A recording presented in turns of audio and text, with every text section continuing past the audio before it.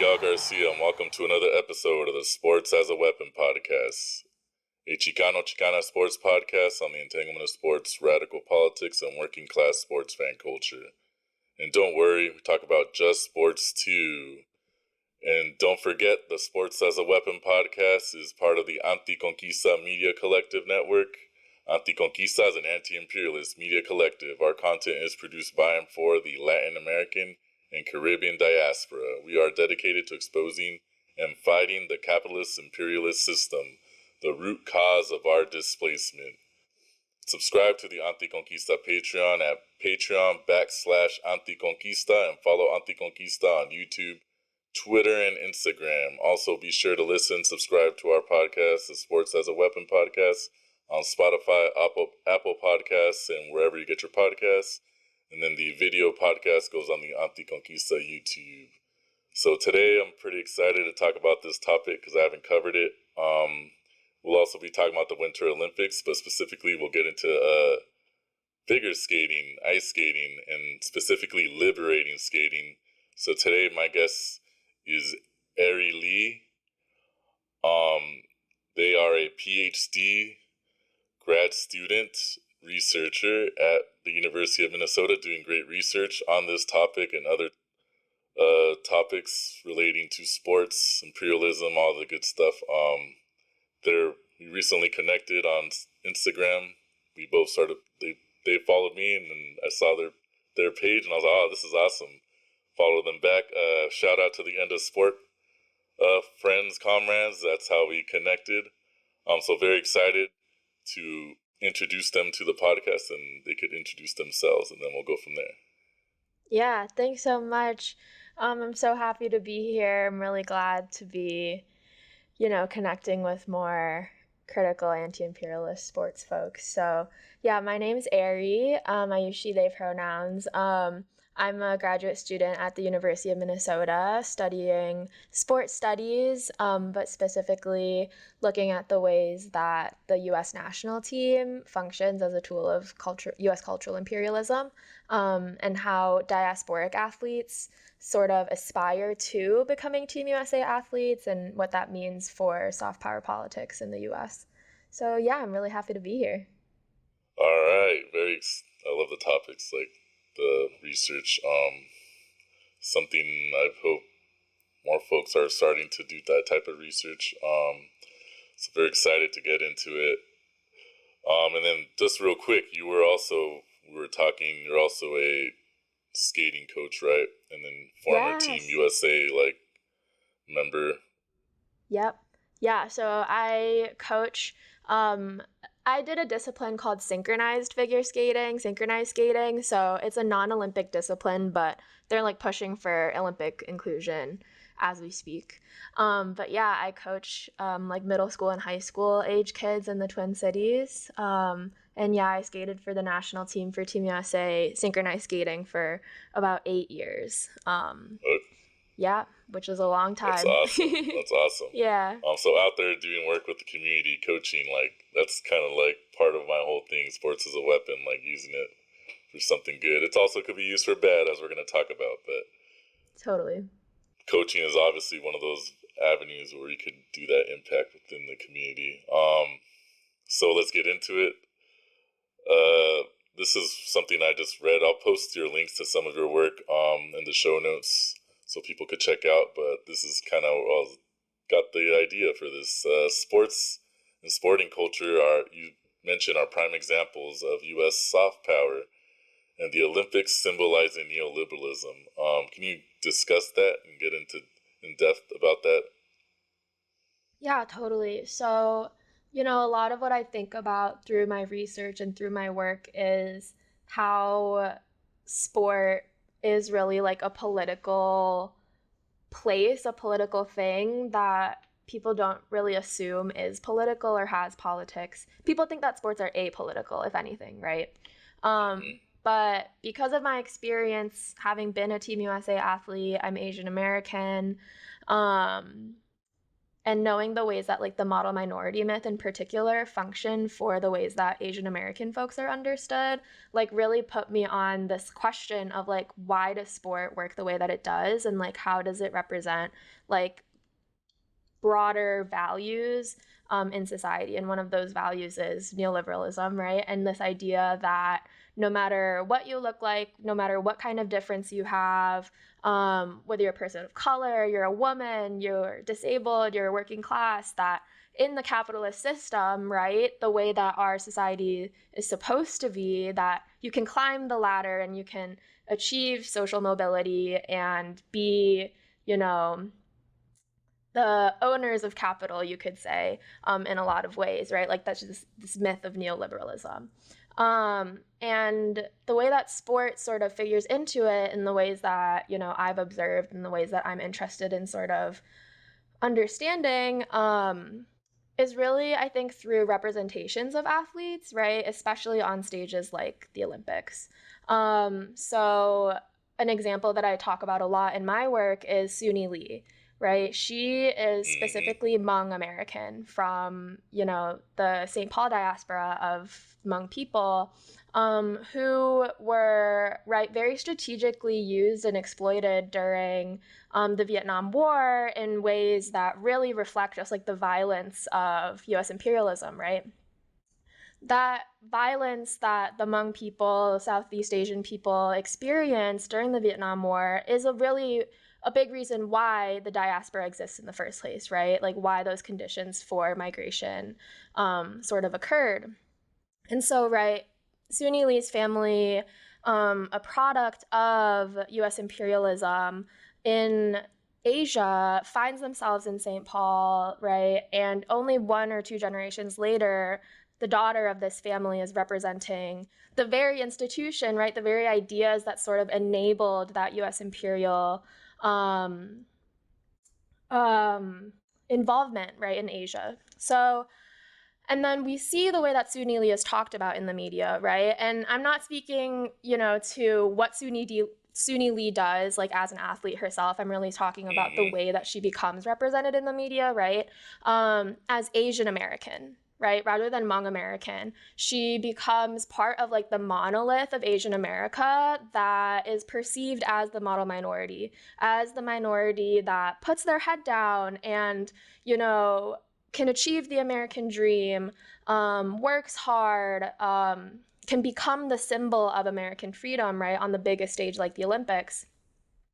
But what that misses, right, is that Suni Lee comes from a very specific history that is very different from, for instance, my family's experience, right? I'm Japanese and Korean, so our experience is a lot different than Suni Lee's experience as a Hmong American family, right? And so I think the way that the media works, the way that representations work to sort of flatten these really diverse, right, subgroups of people into just the model minority that's able to achieve the American dream of being a child of immigrants and, you know, winning gold at the Olympics, right? Like, of course, it's a huge accomplishment. And of course, we should be celebrating, you know, the work of athletes. But, you know, I think that we ought to have a sort of critical eye onto the way that they're represented, the way that they're celebrated, and how those representations are really telling us something about the values of our country, right? About what kind of difference is able to be celebrated, what's the right way to do to succeed in the capitalist system, right? So yeah, I think it's a really complex question that a lot of sports scholars have done a lot of really good work on, but I'm hoping, you know, through my own research that I can gain a little bit more perspective on what the athletes themselves really think about that. So my thesis project, I'm actually a master's student. I will be a PhD. Okay. I'm gonna be doing the PhD thing in the coming semester, but I'm finishing up my master's right now. But in my thesis work, I'm going to be talking to Asian American or Asian diasporic Team USA athletes in synchronized skating, so in the sport that I did, to sort of understand like why we aspire to those things, right? Like the neoliberalism part, the aspiration part. Why is it that we come from these family histories that have encounters with US imperialism?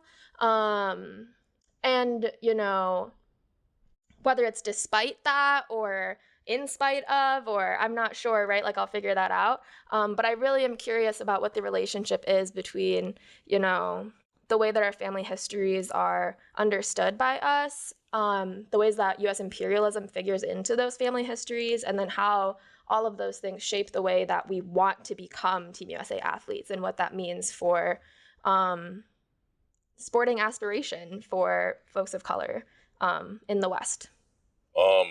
It was interesting how you bring up Suni Lee, gold medal gymnast. But then I thought about, because I kind of discussed this in an old episode I had, the previous Winter Olympics, and this was with the snowboarder, Kim. her, and then there's the snowboarder that's Chinese American. That's Eileen Gu. Eileen Gu. I couldn't remember her first name right now. I was like, Eileen Gu. So I spoke about Eileen Gu because I remember when she decided to compete for China instead of the U.S. That's like it was like a big issue. It's probably going to be brought up again in this upcoming Winter Olympics. They start this Friday, right? So those opening ceremonies. Right now, today we're recording. It's February 2nd. So the Winter Olympics are starting on Friday, the February 6th. But yeah, like I just remember that whole discussion, and then that's what made me want to really do an episode on it, because they were so angry at her for not choosing America, and the bad China, the bad communist China, like just those racist, xenophobic tropes about China, the anti-communism, all that stuff. But they were just so angry that she wasn't doing it the right way, following this model minority myth, right? I don't know if you want to just talk about that a little bit, just in contrast to like a Suni Lee, maybe. Yeah, totally. Honestly, I don't know if I have the expertise to talk about the Eileen Gu situation specifically, but I do have an example of another sort of like diasporic, Asian diasporic athletes who decided to represent their home country instead. There's this ice dance team who competed at the 2018 games in South Korea. I believe I forget their names, but I believe the last name is like Min and Gamelin. But the girl is South Korean diasporic, but then the guy's white American, but they decided to represent South Korea at the games. But their story was really interesting. There's an academic article written about the piece by a few sports scholars. And they, decided to skate for the Olympic season, knowing that the games were going to be in South Korea. They decided to skate to this folk music, this folk song called Arirang, which is sort of very like symbolic of Korean like nationalist identity, but Korea as in like the peninsula, right? Not South Korea, North Korea, but Korea as like a people beyond like our contemporary conception of borders, right? So this becomes really a political folk song, right? And there's a specific this ice dance team decides to skate to like a very westernized version of it that has like cello and violin and stuff. So already there's this sort of what the authors of this scholarly piece call self-orientalizing, right, of the athletes that chooses, right, this Korean folk song that elicits this sort of emotional response from a South Korean audience, but it's this westernized version because it's at the Olympics and it still has to be sort of palatable and legible to the wider global audience, right? But prior to the games, they were actually competing with a version of the song that included a verse that speaks to Dokdo Island, which is it's a territory between Japan and Korea that's been very, highly contested between the two countries since Japanese colonial era. And it's very like, still to this day, I'm Korean and Japanese, and like it was a conversation at our own dinner table between my mom and my dad, sort of fighting over like who Dokdo Island belongs to, right? So it's this big symbolic thing for Koreans, that this ice dance pair, they included that verse in their music prior to the Olympics. Okay. The Olympics comes around, and the organizing committee, the Korean organizing committee, actually requested that the team edit their music to omit that verse of the music so that it becomes even more depoliticized than what it already was as this westernized version of the piece. And so then again is another example of this self-orientalizing that happens under like the guise of the Olympic institution, right? And so I think that that's just another example of I think a lot different than the Eileen Gu situation that you're speaking to, because this is an example, right, of like them shifting their presentation, their performance to become more palatable to the Western sort of global, you could say, gaze.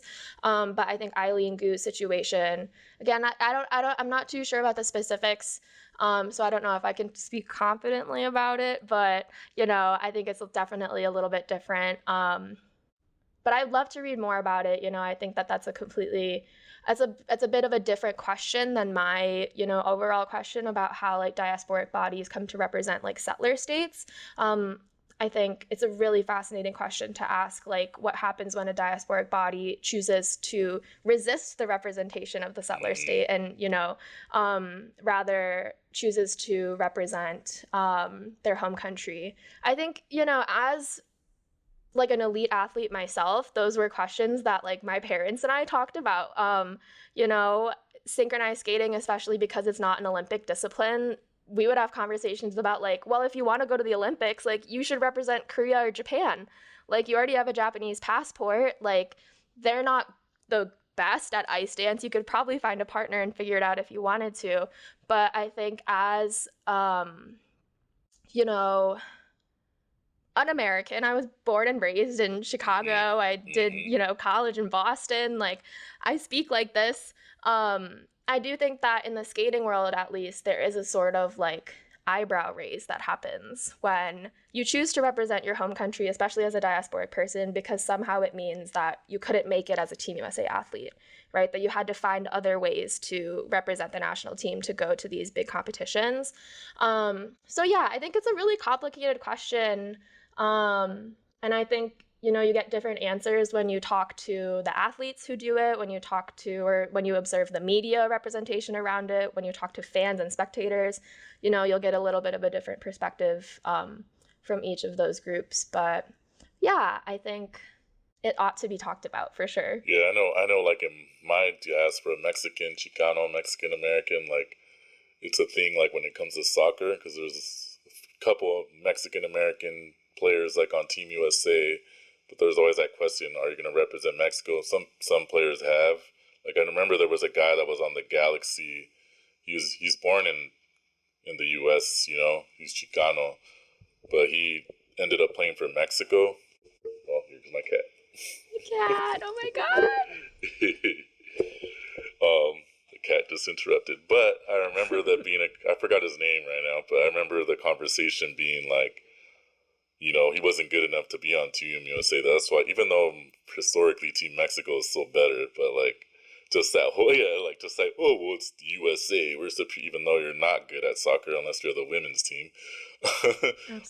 But there was like a thing about that, like, oh, he couldn't cut it like with Team USA, so that's why he's in Mexico. And I know now there's more players like in Europe, like that might represent like France or something. Now there's that question, maybe they represent their home, their family's country, like in Africa or something, right?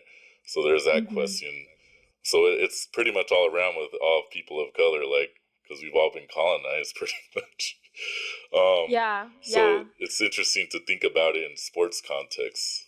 Absolutely. I think, and on like the flip side of it too, I think it's really interesting when you look at like the Israeli team, for instance, right? That like a lot of their athletes are diaspora athletes. And so I think that these questions about who athletes represent, who they choose to represent, who they're able to represent, it sort of just is indicative of like how constructed like the nation state is, how constructed sporting events are, and how those constructions are really meant to like uphold the status quo, right? And like uphold what is already like an unbalanced hierarchical system of power. Yeah, speaking of Israeli teams, like I know they compete like in EuroLeague basketball. I'm like, but you guys say your whole one of your whole things is, oh, this is our land over here in the Middle East, but then you're over here in the Euro. Yeah, So one day I'm gonna probably do an episode on that. totally. But yeah, so now I have another thing we've been talking about it, but what you spoke about it a little bit, and I was reading some of your work. But the role of the media in sport governing bodies, IOC, USOPC, US figure skating, when it comes to gender testing and surveillance of like athletic bodies. Totally. Yeah, so I don't know if I can speak too much to the media part, but in terms of sport governing bodies, I definitely can speak to, there's a lot of really wonderful scholars that are doing great work on this already. For instance, this book just came out, Fair Game, by Ellie Rocher and Dr. Anna Baith. Fantastic. Everyone go read it. I'm just doing their plug for them. But that all to say that I'm not the expert on this, and I will speak to it from my experience. Okay. I'm doing organizing actually with US figure skating, not with US figure skating, oh my goodness, against US figure skating, you could say, with a group of comrades across the country, because they, have followed the USOPC's memo around banning trans women from competition, coming from, right, the Trump executive order around quote unquote protecting women's sports.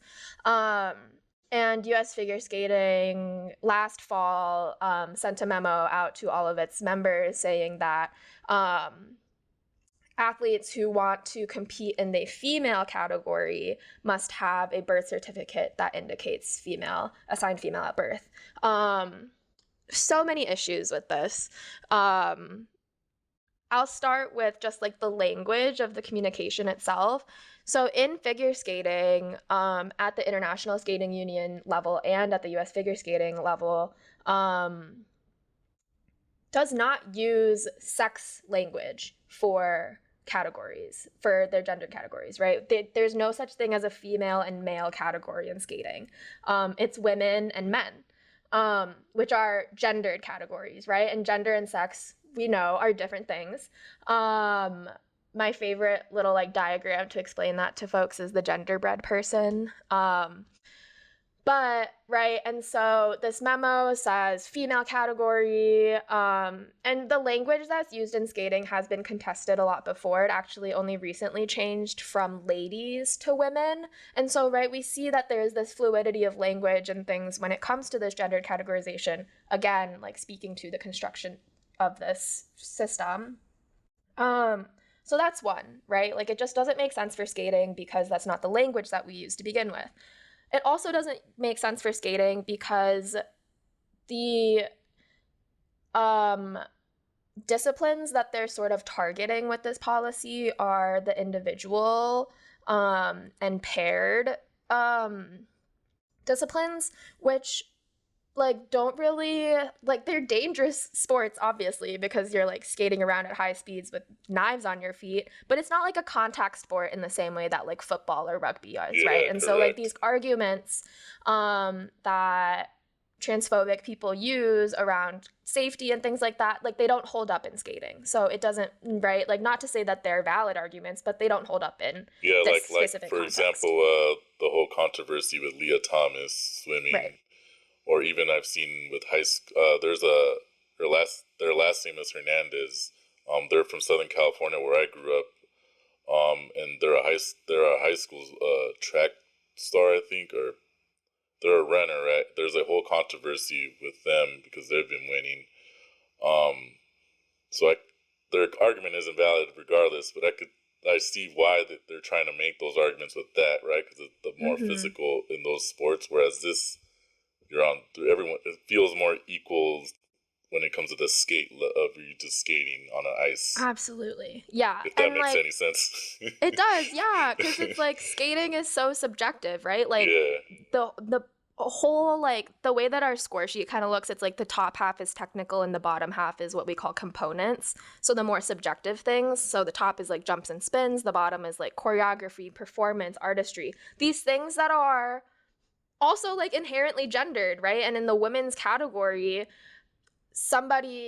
we saw this with Tanya Harding and Nancy Kerrigan, somebody who embodies, right, the accepted notions of femininity in skating are going to be scored higher in those areas. This is gendered, this is race, this is classed, right? But it just goes to show how much, like, a trans woman is going to have a harder time, theoretically, right? Because trans women can embody any kind of femininity that they choose to embody, right? But the thought, right, is that there would be no unfair advantage for trans women in figure skating because there's just so many other things that are measured in skating that have nothing to do with one's physical strength, one's, power, things like that. Those are obviously a part of the sport, but it's not the whole thing. And so this whole argument really, it just doesn't stand up. And, I think the thing that people miss with this whole gendered testing thing, sex testing, sex verification process, is that it harms all women. And it specifically harms women of color the most, right? Like we saw this with Iman Khalif and another Taiwanese boxer whose name escapes me now, but Yuting Lin or I believe. From the same Summer Olympics in 2024, yep. Yes. Right, we see that it's women of color who get transvestigated because they aren't able to, right, embody the same kind of like white femininity that white women are able to embody much more easily. And so they're the ones that are getting policed, right? And, when this memo came out, I had parents of my own students who were asking me, like, if this is a thing, like, are they going to be asking for my kid's birth certificate to prove that my kid was assigned female at birth? Like, it just, creates a culture of surveillance and toxicity that the skating world already has enough of. We don't need more, scrutiny on our bodies, on the way that our bodies look, on, things like that, because people are already so obsessed with the way that figure skating bodies look already, right? And so I think it's just all bad. And hopefully we can get more and more folks on board with just resisting what the governing bodies say, because unfortunately they have so much power in deciding who gets to participate, who doesn't get to participate, who gets to be represented at the biggest stages, right? And so, I think that we should be putting pressure on their pocketbooks, especially US figure skating, refusing to do the Peacock subscriptions, refusing to stream the figure skating events, not buying their merch, not buying tickets to events, things like that, right? Like, I think that's the way that we sort of tell them, like, hey, this is really not okay that you're targeting my community members, my teammates, my competitors, in ways that not only harm them, but harm the entire culture of the sport. And I want to also speak about your whole, concept of liberating skating. What does that look like? How does your experience as a athlete, former Team USA athlete, help shape this view? Totally. So, yeah, like I said, I skated for Team USA for 8 years. I was actually 12 years old when I made the junior national team for the first time. And, I did it for 8 years through not through the pandemic. My last competition, very tragically, was canceled because of the COVID pandemic. Okay. And so that was sort of like my career. And being like an Asian American athlete, I think really sharpened the way that I experienced the toxicity of the figure skating world. You know, I grew up in the northwest suburbs of Chicago, in a pretty white place. I had Asian people around me, but we definitely were the minority, and I think I had more Asian folks like at school and at like, you know, cultural places than at skating. Okay. And skating, so I think when I was applying to graduate school, I went down to University of Texas Austin to do a visit. And a faculty member asked me, they're like, "So, like, why do you want to do like sports sociology? Like, that's kind of random." And I was like, "Oh, I was an athlete." And they were like, "Oh, what sport did you do?" And I was like, "Figure skating." And he goes, "Oh, I'm so sorry." And I was like, LOL, that's hilarious because I know the world, right? And so I know how bad it can be. And he was like, yeah, figure skating and gymnastics are like two of the most abusive sports probably in the States. And I don't like to use the word abusive like very lightly. Like I'll try to use words like harm and exploitation and things like that. But I do think that like a fair amount of skaters face abuse, whether it's physical abuse, sexual abuse, emotional, psychological abuse, right? And so, but a lot of the harm that I experienced was like specifically racial, right? Being compared to Christy Yamaguchi and Mao Asada, like, you should skate like them. Like, why are your thighs so big and you're so powerful? Because you're supposed to be like small and dainty and graceful. I remember Michelle Kwan growing up when I was a Yes, kid. precisely, right? And so, and in skating, right, there's this already like very accepted notion of like East Asian can equal figure skater. Mm-hmm. And I grew up, I was born in 2000, like I'm Gen Z. So it wasn't that I couldn't be a skater. It's that if I was going to be a skater, I had to be this kind of skater, right? Because of your race, ethnicity. Absolutely, Yeah, absolutely. Right. And, I went through the competitive system. And I think the thing that, so I retired after the pandemic. I had sort of a very abrupt ending to my athletic career with the pandemic canceling the last competition. It was supposed to be the World Championships in Lake Placid in New York. And it was going to be this like, skating is obviously very political. And so we are like, oh, the odds of us getting a world medal are that much higher because it's at home. It's been so long since we've won a world medal.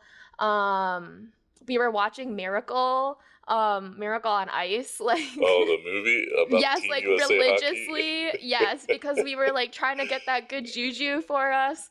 But yeah, the pandemic canceled it. And I think, that sort of, I think I still have to like process through it a little bit. But I took like 3-4 years not touching skating after that. Because I just couldn't figure out who I was outside of being an athlete, right? Well, Like it my was part of whole you for life. so long, like it becomes your identity, right? Exactly. Yeah. And especially when you're a Team USA athlete, I think it becomes even more so that you're disciplined toward representing something. You're Because constantly you're at the being highest, watched. like to the highest level, like there's these expectations get higher. Exactly. And probably Exactly. because you're going to be representing the USA. Right, right. Right. And so it's like how you dress, how you talk, how you post on social media, what you care about, how you spend your time, right? All of these things are controlled and expected.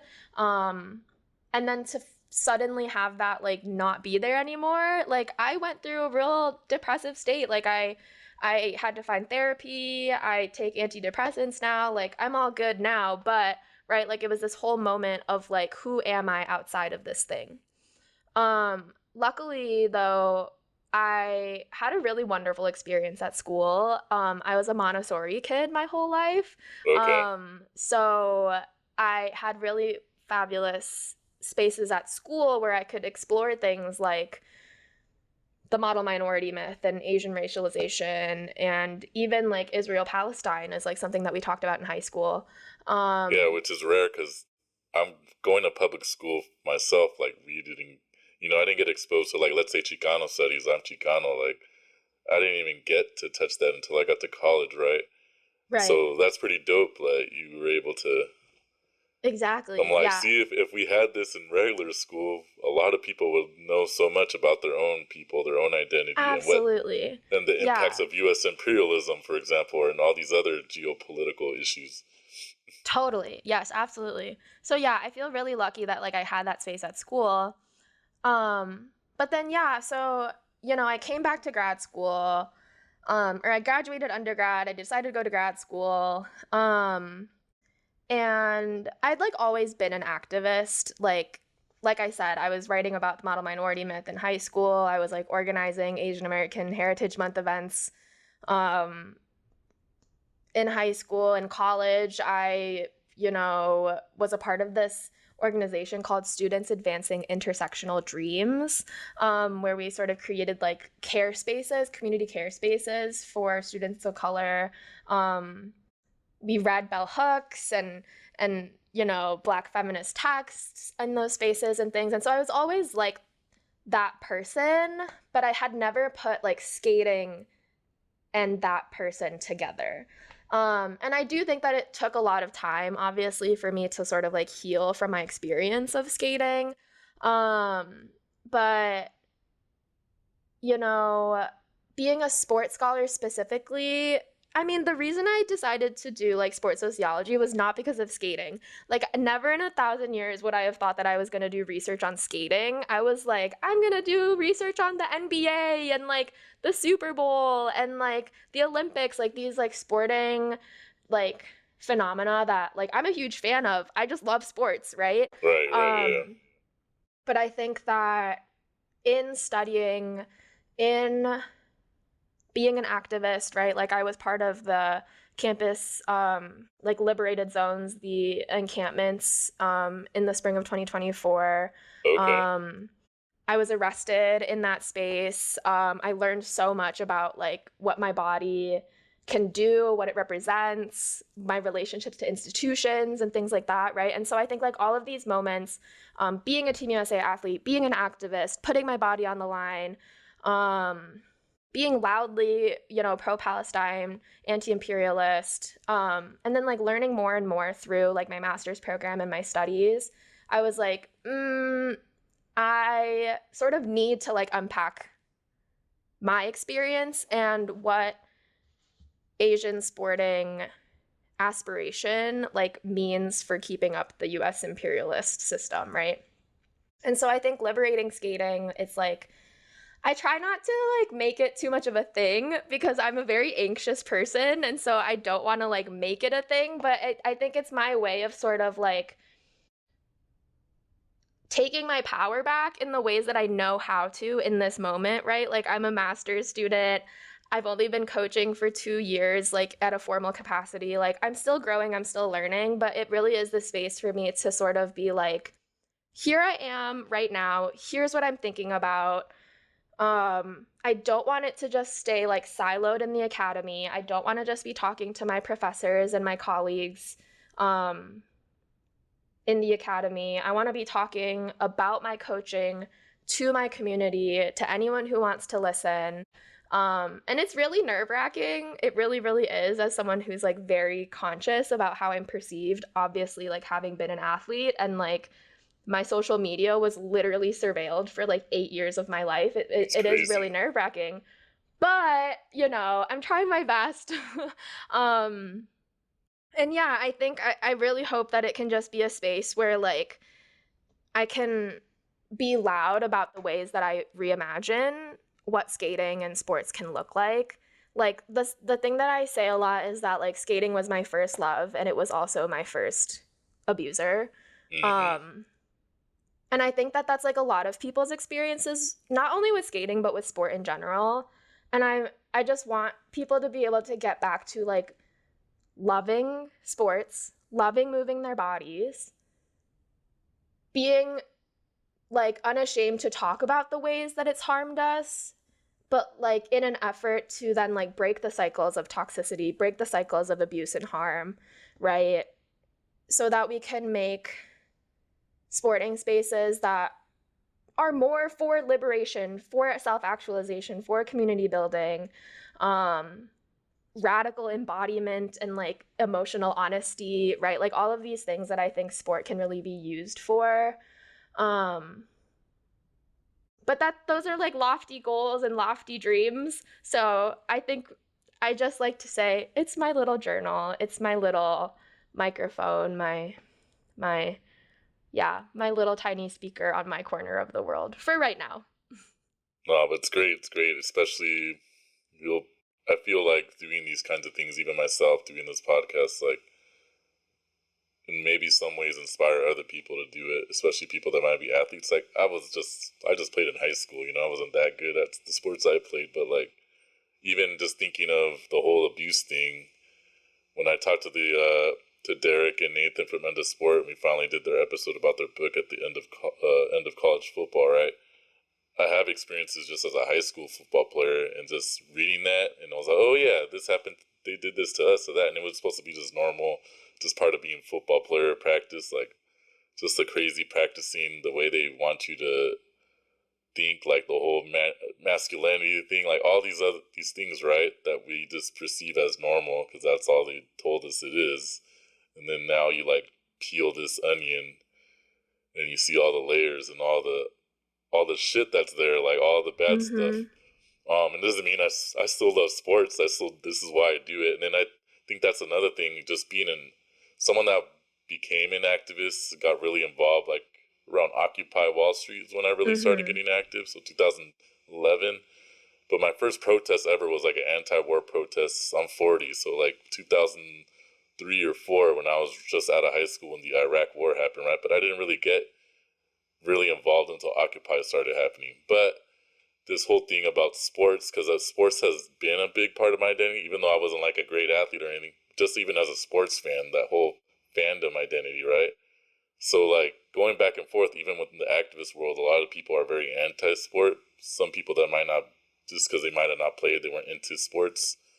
But I think they all look at it wrong, where the issue is really just capitalism and white supremacy and, you know, these overarching things that dominate everything in our world, right? So, and it also dominates sport. So I'm like, there's a way for us to change sport to what we want it to be when it doesn't serve these systems, right? Yeah, And there's great examples absolutely. from the past, just like Muhammad Ali and John Carlos, all these people, right? Kaepernick.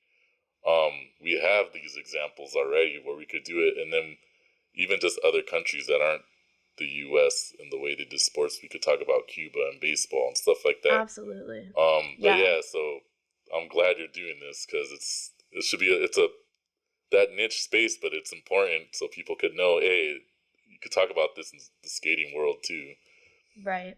Yeah, and Um, like to sort of like I think it's really disheartening too when like even scholars, like cultural studies scholars are like, "Oh, sport is mm-hmm. a frivolous thing to study." Like, you know, I'm part of a lot of like Asian American studies spaces. And there's like one presentation panel about sport, right? But it like matters. Like it's the one of the biggest social institutions in the world, right? Next to like religion. And then it's sports. Like Yep. why aren't more people talking about it, paying attention to it? There's so much money and media. There's so many people that are invested and yeah, I think it's just it should be I feel like more central to, you know, revolutionary, radical thinking. And we've talked about this a little bit, but maybe if you could talk about it a little more in detail. But just the overall question of like Asian diaspora athletes in mainstream sports, like made me think of just Jeremy Lin when he had that run and it was Linsanity, and then they just forgot about him and just like, oh, we used you for what we needed you for, and then now it's like, so it just made me think of this past stuff like that. But I want to, as someone who comes from that diaspora, what you think about all that stuff when it comes to the mainstream sports. Yeah. So I think, my sort of agenda, you could say, when it comes to like my research and my activism is to really like reinvigorate Asian American athlete activism and like political consciousness, because what I've noticed, right, is like folks like Jeremy Lin, Michelle Kwan, Christy Yamaguchi, the Shibutani siblings, Nathan Chen, right? Like these Asian American athletes. Which Linsanity, I feel like, is like a unique phenomenon on its own that really, it's like you're totally right. Like I think maybe as an Asian American, it's like it happened and it was the thing and it just like always will be a thing. But for the rest of America, I guess it probably was just like, oh, that thing that happened once. But anyhow, I think that what's interesting to me, and you brought this up, a little bit earlier with like Muhammad Ali and John Carlos, and like I've just noticed that Asian American athletes, we lean into the model minority thing. We really, really do. Like for whatever, I mean, I know why. And we're seeing it come up in like very material ways right now with like Trump support, like Asian American Trump supporters, right? I mean, even right, Latina Trump supporters, right? Like it's also been a thing.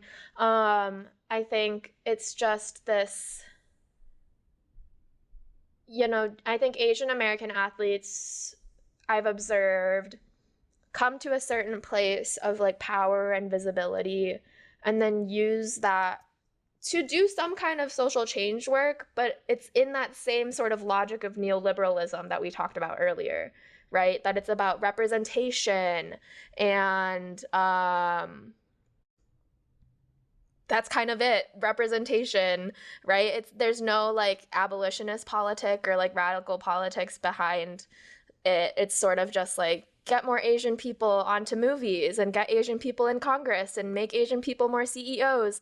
But it's like that's not actually fixing anything. That's not addressing any of the actual root causes of the things that we're talking about: capitalism, patriarchy, white supremacy, right?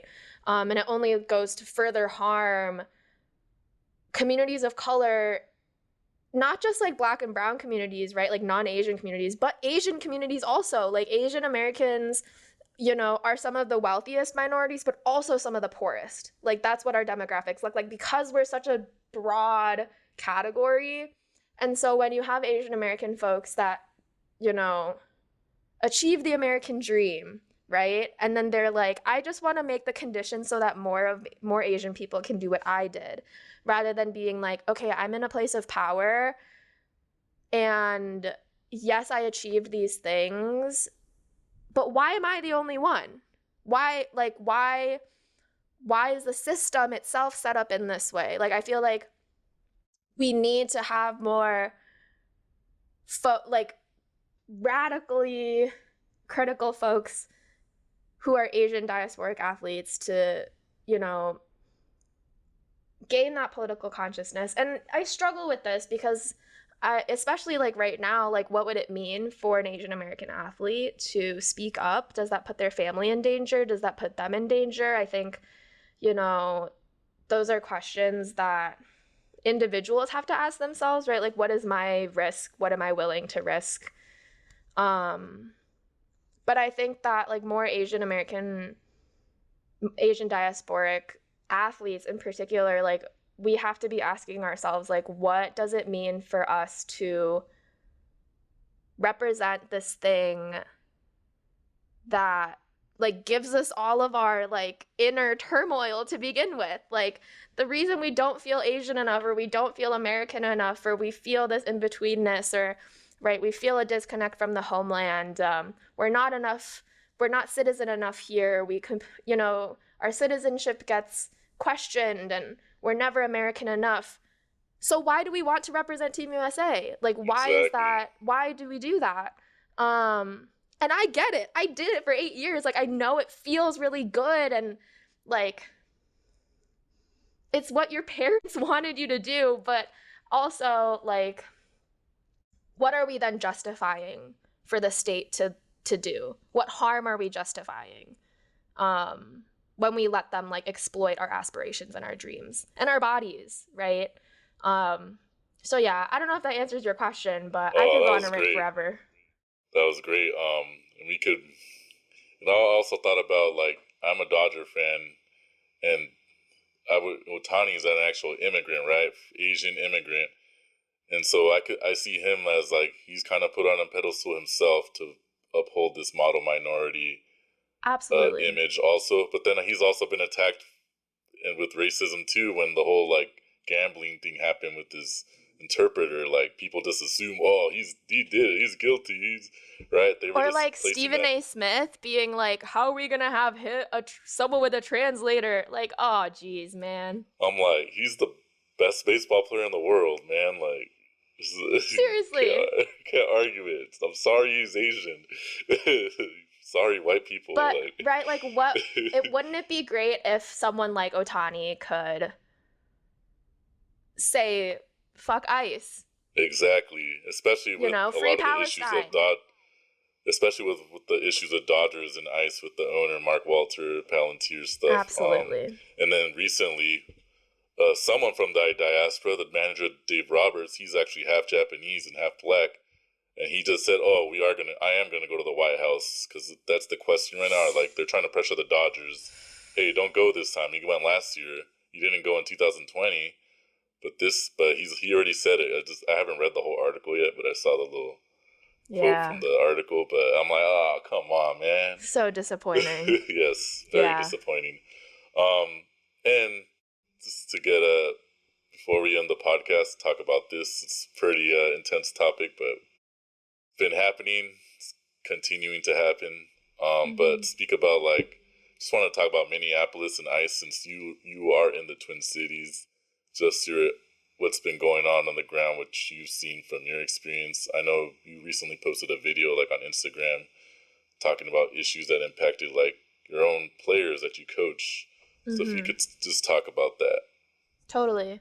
Yeah, it's been, the thing that I've been telling people is that like I'm feeling very confused and overwhelmed. I think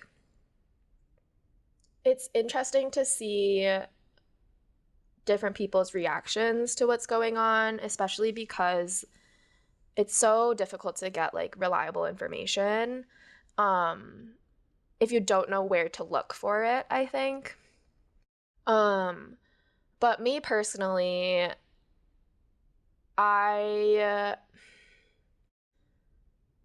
it's scary. I think being like a person of color, being an Asian person, like, I've like always known this, but it's just like this very stark feeling of like, there's no way I can pass as white. Like, there's literally no chance that that's gonna happen.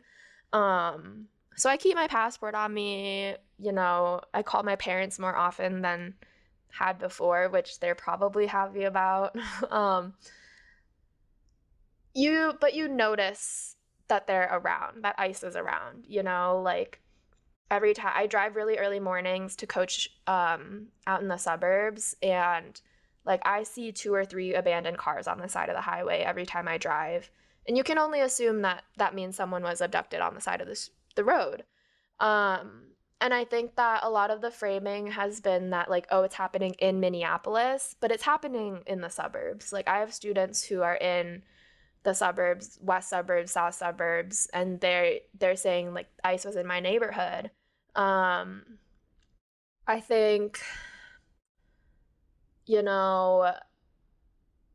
I think there's two things that I specifically want to say on this. One, as a coach, I think one of the things that has been that has like felt the most meaningful is like genuinely asking my students like how they feel about it. And being explicit, like, how are you feeling about all of the ICE stuff that's going on? Like, not tiptoeing around it and being like, oh, the stuff that's happening around, right? Like, being really explicit. And like, they'll open up to me and they'll be like, my friends, their parents are vulnerable status and like, we're scared for them. They were like outside of my school. I saw them in my neighborhood and like they're scared even though they're like suburban white girls, like, you know what I mean? But one of the things that I said in that video that I posted was that like I always try to give them an avenue for action. And I had this conversation with an older student of mine. She's a senior in high school. She was like, I'm reading this and I'm reading that. And she was like, I read a book about AIDS and I just hate Ronald Reagan. And I was like, yeah, girl, you should. Oh, yeah. And I was like, you should read Hood Feminism. And she was like, yes, okay, I will. But she was like, I don't know, like we did a march at my high school, like at my school, but like, what does that really do? She asked me this and I was like, well, you know, it feels maybe a little bit just performative, but I promise you that by like kids going out there, by the youth going out there and like taking action, it's like showing the adults that like they need to step it up, right? Like if the kids are out there, like that means the adults need to step it up. And I think that like just empowering kids to do something, because the kids are so unobstructed by like all the conditioning of the world that like we as adults have been subject to, right? Like they can dream of so many. We have more years in of that happening to us, so right, like they can dream and imagine a world that like doesn't yet exist. And so I think like my goal as an educator is to just like help them continue to like imagine that kind of world, and also explain to them, like with the 17-year-old student, I was like, what you need, she was like, what do I do? And I was like, you talk to your neighbors, you connect with your neighbors. I said, what those in power want is that we're reliant on them, that like they have all of the resources and we have to go to them to survive. I was like, if you can create systems down here with your neighbors so that everybody in your neighborhood has to rely less on the people in power, like you've done something. And so that felt really good. That felt like something, right? To like teach this. And I told her straight up, as a suburban white woman in Minnesota, that is what you can do, is like build power in your hyperlocal communities. And like I explained to her like the theory behind it and the power, right? And so that was good. The second thing I wanted to say, so I've been thinking about this and I feel like it's important because like I've been arrested before. So like I know how to do it, right? I know what it entails. I'd be prepared to put myself in that situation if I needed to. Like some of that fear is gone now because you went through that experience. Yeah, and like I know procedurally like how to keep myself safe, how to prepare for something like that. But I've been like actively not putting myself in situations where I'd be arrested this time around because of my students. And last time when I did put my body on the line, it was also for my students. I was working at the university in the cultural centers at the Asian American Center. And so I went to support my students. Like that's what my job was. And now, even though like I could be putting my body on the line in that way, I have responsibility to my students to show up and support them through this time too. And so I think, you know, maybe my like thing that I want to tell people is like, there's so many different ways to like get plugged in and to support people, and it looks different for everybody. And sometimes I feel guilty about the fact that like, oh, I'm not putting my body on the line right now. Like I could be going out and doing more rapid response patrolling, you know, doing noise demonstrations and potentially getting arrested. But it's like, I have practice tomorrow, and if I don't show up for my kids, who's going to be there, you know? And so Yeah, I don't know. So many thoughts around what's happening here. But I think Minnesota specifically is like well equipped with networks of mutual aid, people power from especially like 2020. I think people are really leveraging like what they learned from that time. So yeah, that was a lot of different things, but Oh yeah, and it's myself as an activist.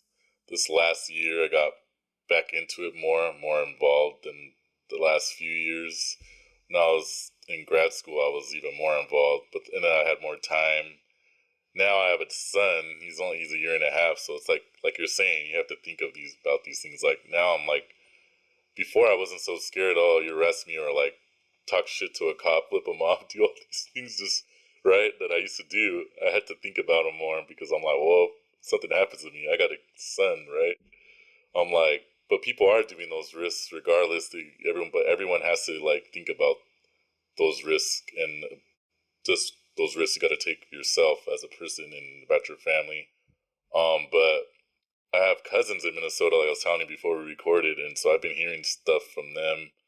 And then one of her friends that I met at my cousin's wedding a couple months ago when I was in Minneapolis, like I connected with them, and so she's been telling me about the things she's been involved going to protests.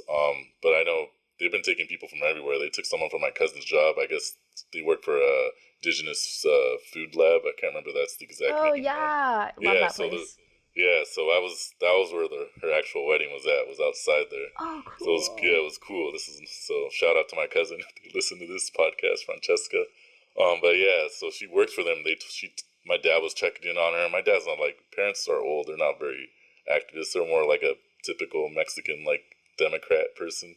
Mm-hmm. But they were checking in with my cousin how everything is because of the ICE stuff ever since Renee Good got killed, right? And then now Mm-hmm. Alex. Mm-hmm. And she told them, oh, one of our coworkers got kidnapped.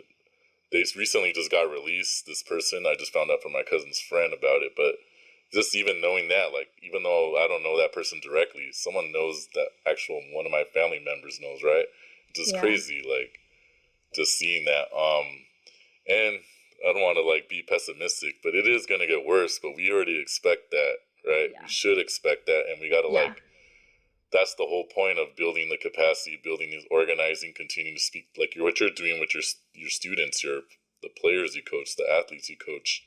Mm-hmm. Talk about these things so they're prepared because it's only been a year, and I'm not even saying like this isn't just a problem that was MAGA and Trump. It's Democrats as well, right? But like Right. it's crazy how 1 year a lot of things got very intense just within 1 year Yeah. of the administration. Absolutely. So these conversations are very important. Sports is like we were saying, religion and sports are like one of those top two institutions where people are. That's why I'm like do this podcast. So if you want to connect with people, there's a lot of them are sports fans, right? Totally. So Yeah. how could use sports to get them to talk about these issues? Yeah. Yeah. And I think go ahead. I want to, end on like that. Yes, I think you're absolutely right, and people need to remember that like this isn't just Trump and MAGA. Like the United States itself is like a genocidal settler colonial project. Black people have been living under fascism since for the last 250 years. Like it's not new. It's only new for some of us. And I think like that's even more, and as much as that sucks and that like is like, ooh, like I hate that, but also it's like that just means that there's like 250 years of organizing and resistance also that has existed. So I try to like lean on that, like the fight has always been there. Yeah, we have a history of resistance from all our diasporas, all the people that are non-white, pretty much. But even white people have had these fights. Absolutely. Yeah, Yes. and I think that's what's unfortunately with two white people being killed. I think it did also kind of spark something in some white people, which is a good thing for them to realize what is happening. Like you could also be harmed by ICE. Yeah, and You that's could what be one of killed by my ICE. Right. That's what this high school senior, this student said to me. I mean, she's blonde and blue-eyed, but she was like, I feel kind of bad, but it suddenly did become scarier when it influenced me. And I was like, well, that makes sense. And I think it's okay to acknowledge. Um, but it's just, the important part is acknowledging and then figuring out why and then remedying for that, right? So yeah. And before we go, I wanted to mention this real quick because we talked about it when we were messaging back and forth to organize this episode. But I think you're doing work with the scholars, Justice Scholars for Palestine, sporting scholars. Yep. Sports Scholars for Justice in Palestine. Scholars for Justice. I was trying to remember the name. Say it again. Yep. Sorry. Sports Scholars for Justice in Palestine. Yeah. So if you want to talk about that real quick, I know I've been following them on X and Instagram. I think they follow me on X, Twitter, just what they've been doing. Yeah. So we're a collective of sports scholars across the globe. We have folks, in Ireland and the UK, across the US and Canada. But we come together. We organize around Palestinian liberation specifically. But so one of the big campaigns we did last year was for the Gaza Sunbirds. We did a fundraising campaign for them. They're a paracycling team in Gaza made up of athletes who have been disabled by the Israeli occupation.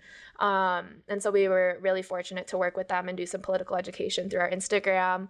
And right now we're working on a campaign to get people to boycott the FIFA World Cup and sort of see the connections between, the hyper-militarized policing of ICE and the ways that the IDF sort of operates in the Palestinian territories in Palestine.